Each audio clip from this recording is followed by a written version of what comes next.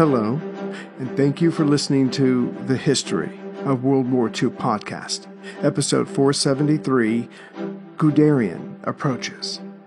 Last time, on August 8, 1941, the commanders of the Soviet 6th and 12th Armies had surrendered. The Battle of Uman was over. Now, it was the Battle of Kiev. But now that Uman and its defenders were neutralized, von Rundstedt ordered the German 17th Army to keep pushing the Soviet defenders ever eastward, all the way back to the Dnieper River. And in this endeavor, they would eventually be joined by the 11th Army. Meanwhile, the panzers of Panzer Group 1 kept going south to destroy all before it, so all that territory west of the Dnieper would belong to the Axis. And the Germans would succeed in this clearing of the enemy. But they would lose more men and panzers than planned for, as the fighting around Uman had given the defenders enough time to bury hundreds of thousands of mines along their current line. So again, yes, the area would eventually be cleared out, but the Germans paid a heavy price for it. The forces of Army Group South continued to drive east and south, slowly, but they were successful. During all this fighting south of Kiev, Kirponos, the defender in the area, believed that the enemy was sufficiently diverted or distracted, so he would launch his own surprise attack. Of course, it would be risky, as he only had 36 tanks still operational, and the Germans probably guessed at something like this. Still, he would use them and some of the precious defenders of Kiev to launch his attack. This blow was to fall against German-controlled Malyn, northwest of Kiev, by some 40 miles. Technically, this clash had started back on July 24th, but when it seemed all was going to be lost at Uman, the pressure was increased. Along with the Russian tanks was one cavalry division and 2 rifle divisions.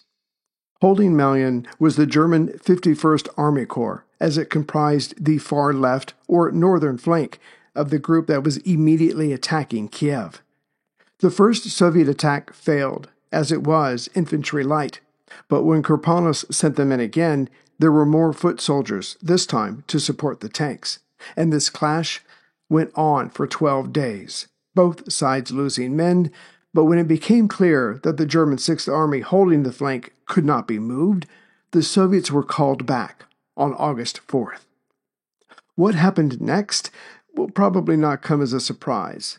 Now that the Soviet 5th Army had tried and lost in its attempt to dislodge the invaders and they would be retreating, the German 6th Army would come at them and Kiev hard. General Hans von Obstfelter, an experienced leader, led his 29th Army Corps across the Irpin River on August 8th. In tow were 6 infantry divisions. But try as they might, they could find no weak point that gave way. But another part of this failure, that lasted for 4 days, was that the Germans had to go through forests before attacking. Thus nature herself was dispersing their strength. As one German observer put it, the attacking regiment was literally devoured by forests, fire, and fanatic Russian soldiers. After 4 days of bloody combat, they could not force a breakthrough in the fortified positions. The commander of the 6th Army suspended the battle. As more blood was shed just outside of Kiev, the Germans and their Axis partners continued to take land south of Kiev, but still west of the Dnieper. And for all of his orders not to retreat, Stalin was starting to learn the concept of trading space for time. On August 16th, he ordered the Soviet 5th Army to fall back behind the Dnieper. That is, except, of course, those units defending Kiev, which quickly created a narrow, almost pointy salient with Kiev at its western tip. Around it were nothing but enemy troops. And so, dear listener, you can guess what came next. To military thinking, salients are weak points due to a lack of supportive firing along a line.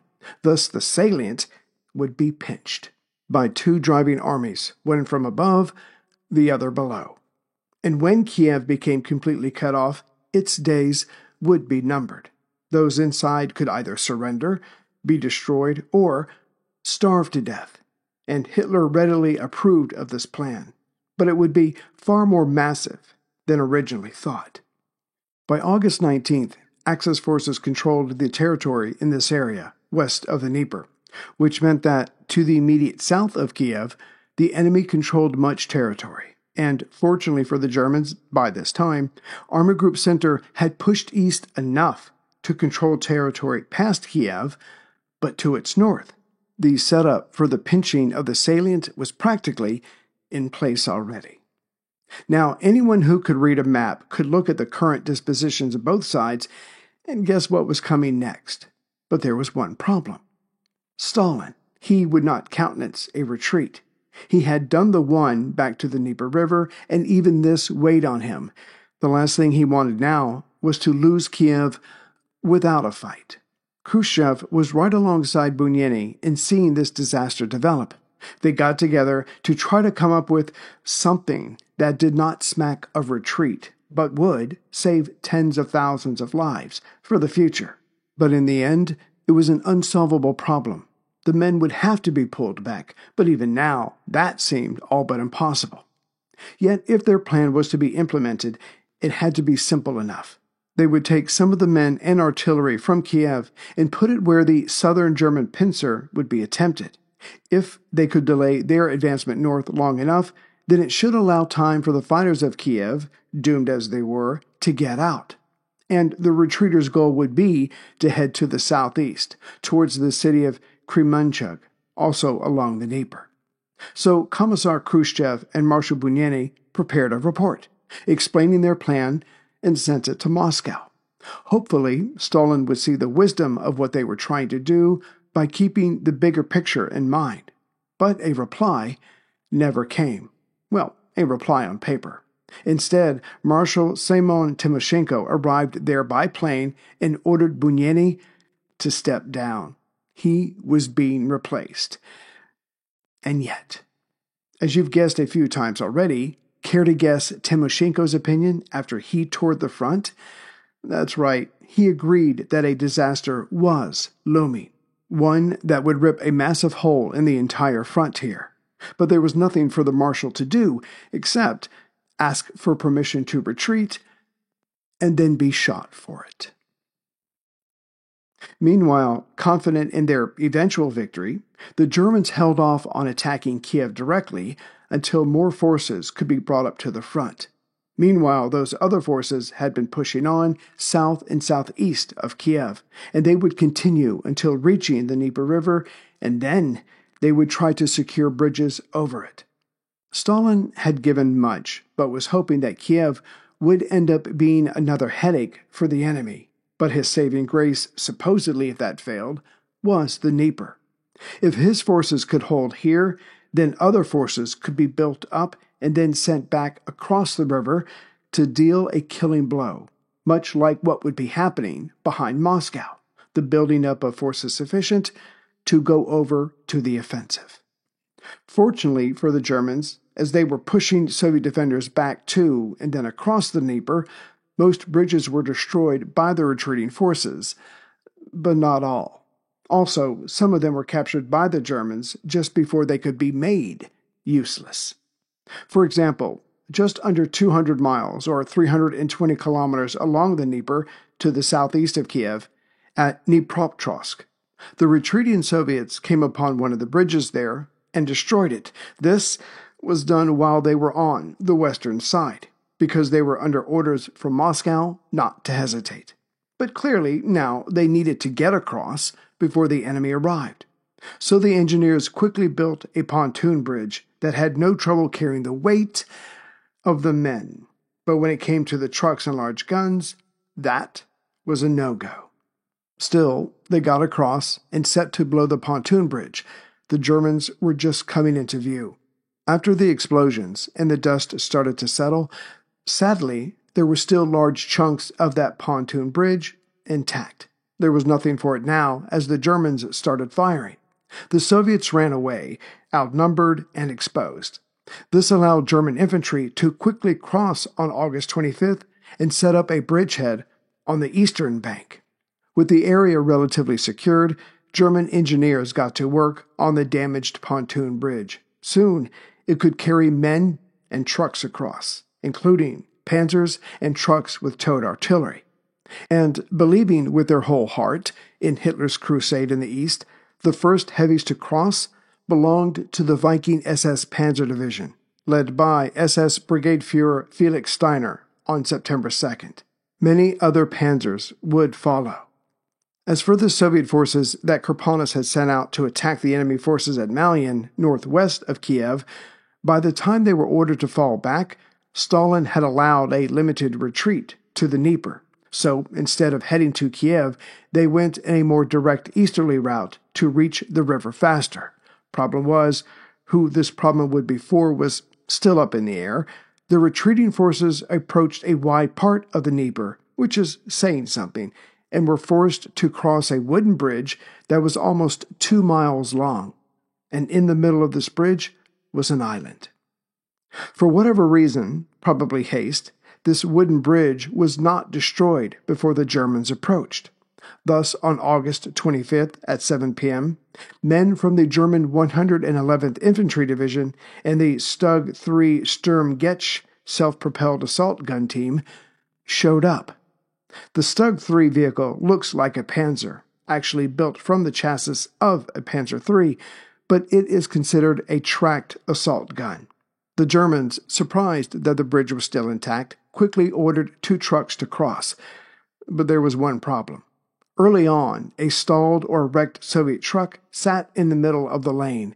The 2 German trucks approached this, and when the first one tried to drive around it, the wooden structure could not handle this additional uneven weight, and the truck went over the side. The second truck, wisely, backed up. Clearly, this structure was rigged with demolition charges, so the men of Stug 3 Brigade rushed forward, carrying anti-tank guns, followed by equally brave engineers. While the infantry fought the Soviet bunkers on the far side, the engineers found and cut the cables to the explosives.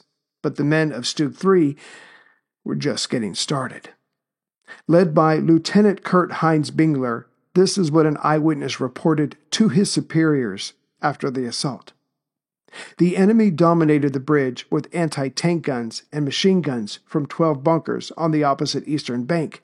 The enemy bunkers were engaged with high explosives and machine guns from all sides, and this blocked the view from their portholes. Once again, Lieutenant Bingler took up the lead with an assault gun. The assault troops reached the eastern bank with modest losses. Enemy fire was erratic, and the Russian bunkers were captured in hand-to-hand combat. When word of this got back to Kirponos, the first thing he asked was, "How many bombers do we have left?" There weren't many, but what he had was sent to destroy that bridge. And however it happened, the bombs did just enough damage to either side of the island that when the Germans retreated back to the island, they found themselves trapped. Their war was temporarily over. Their first order of business, of course, was survival. So when they noticed that the bombing had killed numerous fish, now floating bellies up, they were gathered for a decent meal. When these ran out, more fish were produced by the use of hand grenades. When these were added to what the gardens on the island had to offer, melons, tomatoes, grapes, and apricots, it was hard to remember that there was a war going on, as meals like this had been few and far in between. But nothing lasts forever, including this slice of heaven. For Khrushchev had gunboats patrolling the river, and they were soon loaded up with men and made for the island. One of the Germans caught swimming would later report, "During the morning, the Russians suddenly attacked the island. They approached the southern end in large monitors. We laid down heavy fire and sank too. In spite of this, the Russians were able to get a foothold. A great number of them were now attempting to overrun our beautiful island from the south. We had to abandon our defensive positions and establish new ones further to the rear." Then it was the Germans who landed men on the island. Together, these reinforcements, with those from the earlier party, managed to clear the island of enemy soldiers. And with this done, German engineers soon arrived to help rebuild and strengthen the wooden bridge. But von Rundstedt was not putting all of his eggs in one basket. He ordered numerous crossings of the Dnieper, not wanting to be in a position where the enemy could overrun what he had with a massive attack. About 50 miles or 80 kilometers southeast of Kiev, the German 132nd Infantry Division crossed by boats.